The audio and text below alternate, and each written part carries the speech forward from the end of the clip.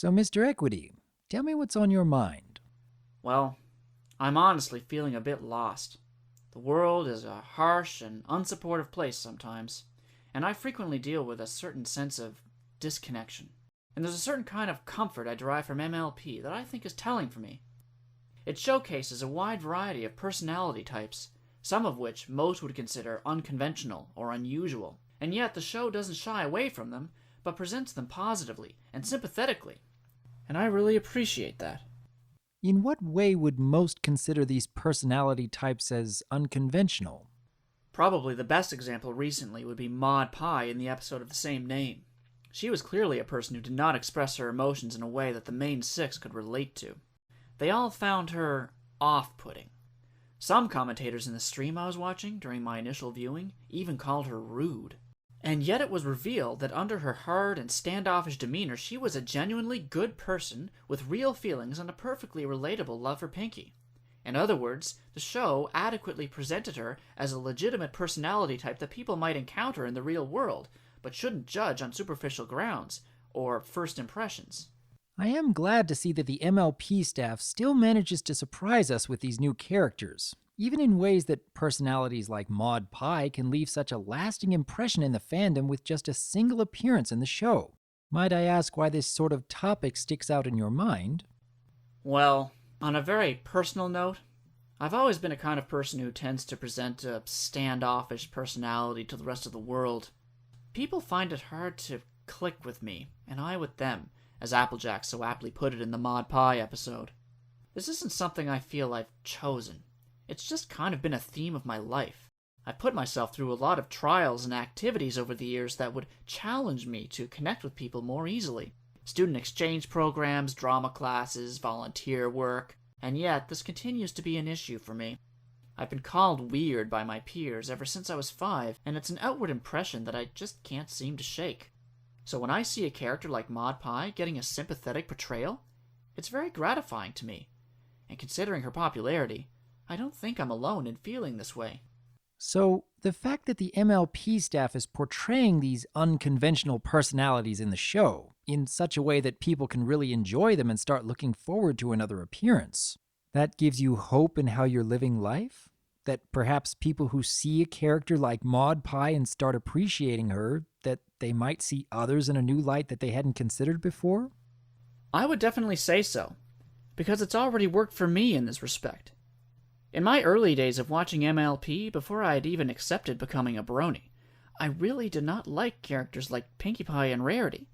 I find them to be the least relatable of the main six, personally, and yet they have definitely grown on me, and I find I can appreciate them as likable persons despite the fact that they have personality traits and creative interests that I could never emulate myself. I can appreciate them for my common ground with them and for their differences from me. I think the show has made me less judgmental in that sense, and just more loving and accepting of people. I would hope that that goes the other way for people like myself and Maud Pie, who tend to be the sort that has difficulty clicking with the majority.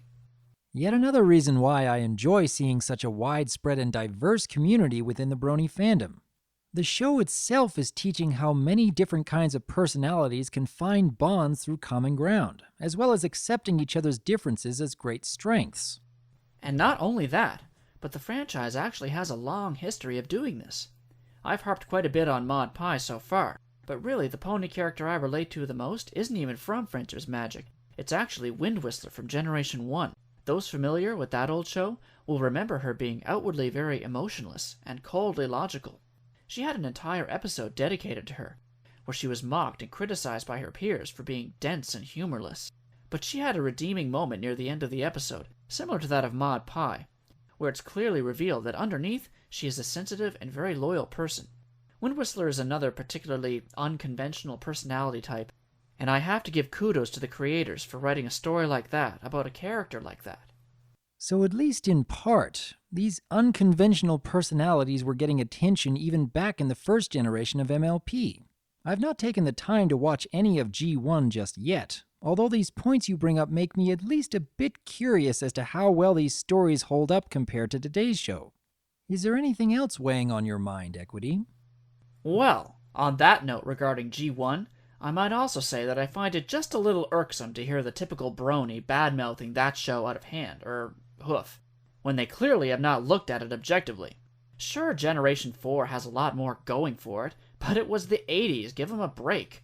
Sure, there are animation errors here and there, the stories tended to be straightforward, and Megan can get just a bit annoying at times, but there's a charm there, and a sincerity that I think is actually carried over into today's G4.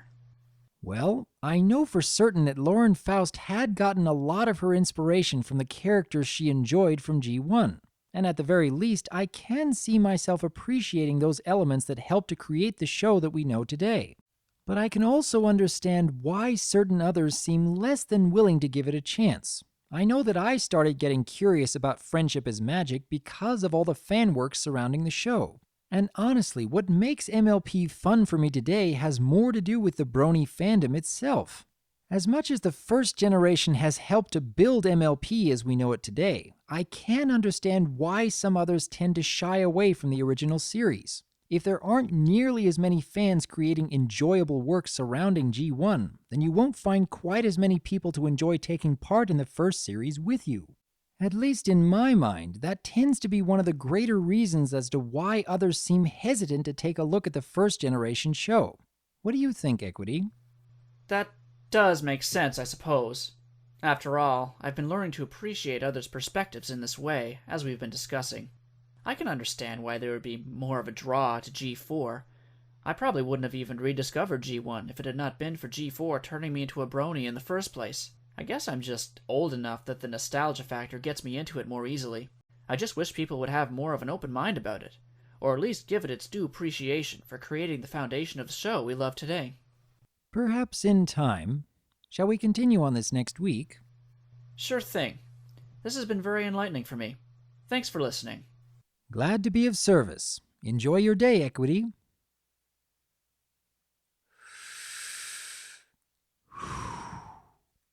It's good to be helping.